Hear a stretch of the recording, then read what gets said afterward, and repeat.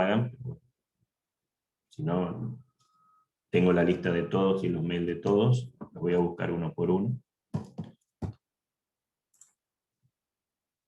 Y vamos a empezar. Ayer, una clase muy relajada. Yo les cuento de mi historia personal. Yo soy genetista, hice el doctorado en terapia génica, trabajé toda la vida con células, y más que genetista, soy genetista porque soy licenciado en genética, pero me siento más que nada biólogo celular porque trabajé toda mi vida estudiando vida y obra de las células. Así es como llegué a hematología, donde vemos en gran medida cómo funcionan y cómo se generan y un montón de otras cosas relacionadas a uno de a los elementos celulares de la sangre.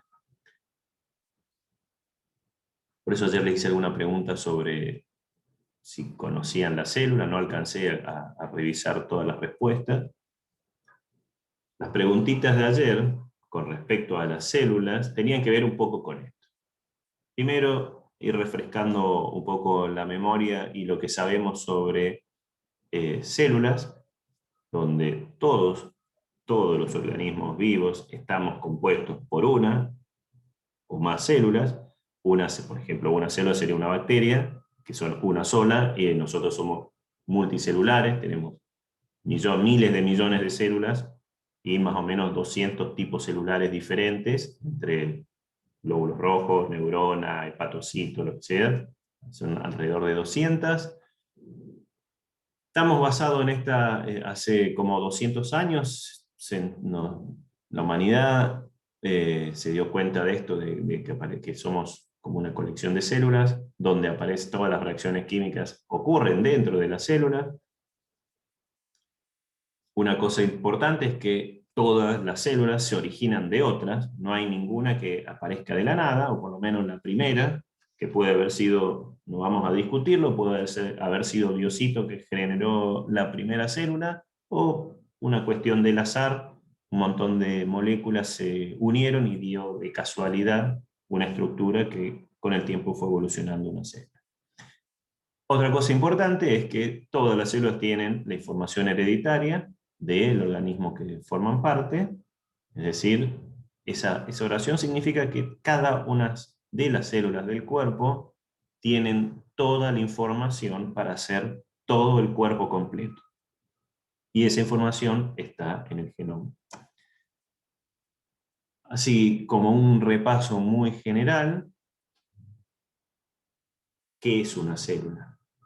La mayoría lo respondió ayer, y ahí me hizo acordar de cómo quiero que sean las respuestas. Traten de que las respuestas, cuando completan un formulario, yo sé que es muy tentador hacer copy-paste, copiar de un lado, pegar del otro y responder, porque muchas cosas, en Google está todo, la información está, en Internet está todo, googlean y les aparece cualquier respuesta a cualquier pregunta. Traten de elaborarla un mínimo las respuestas. Esto, más allá de la teoría celular, es un poco de cómo tienen que responder los cuestionarios a los cuales vamos a tener en clases. Y más allá de los cuestionarios, más importante son las respuestas en los momentos de evaluación. Me ha pasado que ante una pregunta, supongamos que en un parcial pongo qué es una célula, tranquilamente están en su casa porque no veo qué van a hacer, tienen una hora, googlean, van a Wikipedia y me pegan todo lo que dice Wikipedia, copy-paste directamente en esa respuesta. Obviamente que la respuesta está bien, porque ¿qué es una célula? Es decir, no sé, Wikipedia no se equivocó, supongamos que hicieron una buena búsqueda. Pero ese copy-paste no... Yo normalmente los paso por algunos programas para evaluar si las respuestas son copiadas, qué cantidad del texto es copiado de internet o no. Entonces, si no hay una mínima elaboración, yo les tomo como inválida esa respuesta, dicen, esa no le suma. Desde ya les aviso, el que avisa no traiciona. No tengo problema en que vayan, vengan una pregunta, googleen y usen eso para responder. Pero no hagan copy-paste, porque lo voy a ver. Léanlo. A ver, es imposible, no le estoy diciendo que trabajen de esa manera, pero sé que la mayoría de nosotros tenemos un celular, tenemos conexión, tenemos internet, y ante una duda vamos y googleamos y encontramos la información. Por favor, escriban la respuesta, traten de leer lo que está ahí y con sus propias palabras elaborar una respuesta. Si lo hacen en los TPs o en los cuestionarios que vamos haciendo semana tras semana, les va a ser más fácil, porque en general las respuestas no pido que sean extremadamente elaboradas. Con 3, 4 oraciones se puede responder casi todo lo que pregunto. Idealmente, si lo escriben, sería lo mejor. ¿Por qué? A mí no me interesa de que se llenen de información, porque de última, ya les digo, la información la tenemos en la mano en el celular, no es un problema la información. El objetivo de la materia, más allá de las cuestiones técnicas y específicas de hematología, es que vayan desarrollando con el tiempo la capacidad de leer y elaborar una idea y tener un concepto en la cabeza que sea propio y que no sea equivocado, por lo menos no sea equivocado a lo que normalmente se cree en este momento. Mucho de esto es ciencia y puede ser que mañana se descubran cosas nuevas y cambie el paradigma. Pero por el momento, cuando, no sé, hablamos de membrana plasmática, tenemos que saber qué es la membrana plasmática. Y yo, en este momento, le nombro la membrana plasmática y no agarro el celular y me fijo qué es la membrana plasmática porque ya la tengo incorporada como conocimiento. Me gustaría que se manejen de esa manera. Resumen, cuando hagan copy-paste, al menos, elaboren con sus palabras lo que están escribiendo. Porque si es copia, 100% copia, pues más, si es más de 75% copia, esa pregunta no va a ser tomada. Es más, yo le pongo, esto salió de tal página, el texto sale de tal página, listo, está anulado. Volviendo a la célula. No se preocupen, hoy es una clase que va a ser un poco desordenada, porque es solamente introducción. Y de hecho es como un poquito. No tengo a nadie para...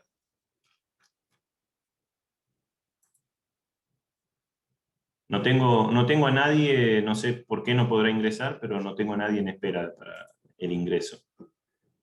Otra cosa, las clases por Zoom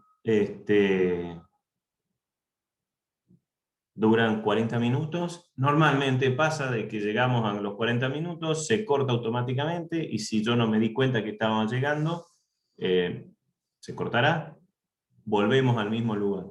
Ese enlace que yo les envié de Zoom va a ser siempre el mismo para hematología. Así que, de hecho, muchos se conectaron anoche cuando yo les mandé el enlace, entraron, a mí me salta tal persona se conectó.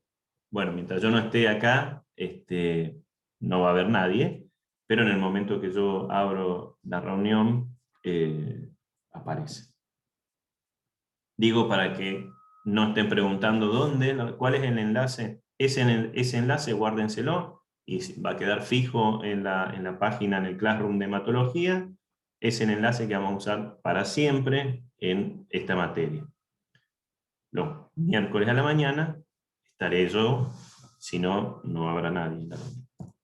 Bueno, volviendo a la célula. Célula tiene un montón de cosas o de componentes, de estructuras que componen la célula y que tienen funciones particulares. Tenemos un núcleo donde básicamente lo que hace el núcleo es resguardar de alguna manera todo el material genético. Dentro del núcleo está el genoma entero, toda la secuencia del ADN que va a dar, tiene la información para hacer todo el organismo, toda la información. En ese núcleo, ese ADN se va a leer de a poco dependiendo qué tipo de célula, se va a leer una parte u otra parte, y va a ser un montón de proteínas que van a darle una estructura a esa célula para la función que requiere. Pero más allá de eso, la mayoría de las células tienen algunas estructuras que son comunes para todos, y particularmente las células de mamíferos como nosotros. Tenemos mitocondrias, que son estas estructuras que casi serían, de hecho se suponen que son como bacterias que en algún momento de la evolución parasitaron a la célula, porque de hecho tienen su propio genoma, es como si fuera y tienen una función particular, que es generar energía. Hacen la respiración celular, ahí es donde se consume, y todo el azúcar que nosotros ingerimos llega de alguna manera a la célula, y entre parte de reacciones químicas que ocurren en el citoplasma y otras partes que ocurren dentro de las mitocondrias, se genera energía, se genera una molécula que es la más importante para toda la célula, que es el ATP, el adenosintrifosfato. Es una molécula que sirve para llevar energía. Después lo vamos a ver, y si no, se los dejo para que lo vean cuando ustedes quieran. Otra estructura importante de la célula es el retículo endoplasmático, que es una especie de pliegues de membrana que salen del núcleo, de la membrana del núcleo. Lo que hace el retículo, hay dos partes, uno que es liso y otro que es rugoso. Básicamente, la diferencia entre uno y otro es que el rugoso tiene un montón de cositas, si uno lo ve al microscopio, y esas cositas son ribosomas que están pegados en la membrana. ¿Por qué? Porque en el retículo, digamos, los ribosomas, que son macromoléculas gigantes dentro de la célula, son las encargadas de generar las proteínas. Leyendo el material genético, traducen los genes a proteínas, y si esas proteínas tienen que ser liberadas al medio, salirse de la célula, se producen en el retículo y se van con vesiculitas que van pasando, vesículas que salen de acá, pasan a otro sistema de membrana, que es el aparato de Golgi. Muchas de las proteínas que están en la membrana de la célula o que son secretadas requieren que se le peguen azúcares, por distintas cuestiones biológicas. Por ejemplo, sin esas azúcares las proteínas se precipitan, se agregan, se pegotean entre sí y no funcionan. Entonces la célula, o evolutivamente, generó algún sistema que le pone literalmente moléculas de azúcar a la estructura de la proteína. Como el azúcar es hidrofílico, está bien, digamos, hidrofílico es que se siente cómodo en un ambiente con agua, que somos nosotros. Las proteínas pueden funcionar bien. Y eso es importante porque uno de esos azúcares, uno de los tipos de azúcares que puede tener las proteínas en su estructura, por ejemplo, definen el grupo sanguíneo más común, que es el AB0. Es básicamente tener un azúcar, otro tipo de azúcar, o no tener ninguno de los dos. Lo vamos a ver también durante la clase. Bueno, este era el aparato de Golgi, y estas vacuolas, que muchas veces son vesículas gigantes que, por ejemplo, sirven para contener ciertas cosas. Por ejemplo, si la célula es un lipocito, o sea, su función es acumular lípidos, esta vacuola va a estar llena de grasa, y dependiendo cómo estemos, va a estar gordita, va a estar llenita de grasa o con menos grasa. Y eso nos va básicamente a... Justo tengo el video acá abajo. Y nos va a dar la forma. Y lo último, hay otras vesículas que son los lisosomas, que son vesículas que tienen proteínas que sirven para degradar cosas. Son muy importantes los lisosomas, y hay otras vesículas que no necesariamente se llaman lisosomas, pero hay muchas vesículas que tienen proteínas y ácido, de manera de que la célula puede usar esas bolsitas para degradar, por ejemplo, para matar bacterias, para matar células que están mal, y muchas de esas células las vamos a ir viendo porque están en circulación y sirven para toda la inmunidad. La membrana plasmática es básicamente el límite de las células y es una estructura que está formada de esta manera. Son moléculas que tienen esta formita, cada una de estas son moléculas fosfolípidos se llaman, que tienen una parte lípido, que son estas cadenitas que están hacia adentro, y una parte con un grupo fosfato, ahora lo vamos a ver en detalle en la próxima clase, pero la cuestión es que la membrana plasmática se forma de esta manera. Si uno lo mira en realidad, es como, si alguna vez vieron una gota de aceite sobre el agua, literalmente la membrana plasmática es como si fuera una película de aceite, de lípido, envolviendo una bolsa de agua, que la bolsa de agua sería la célula. Pero el agua y el aceite no se mezclan. Entonces, la idea es que estos fosfolípidos, toda la parte lipídica está para adentro, son estas cadenitas, y en el extremo de la molécula tiene una parte que sí le gusta estar en contacto con el agua, entonces naturalmente se organizan de esta forma. La parte que le gusta estar con el agua está por arriba y está por abajo, y en el medio es como si fuera un film de aceite, de lípido de aceite, que forma la bolsita que es la célula.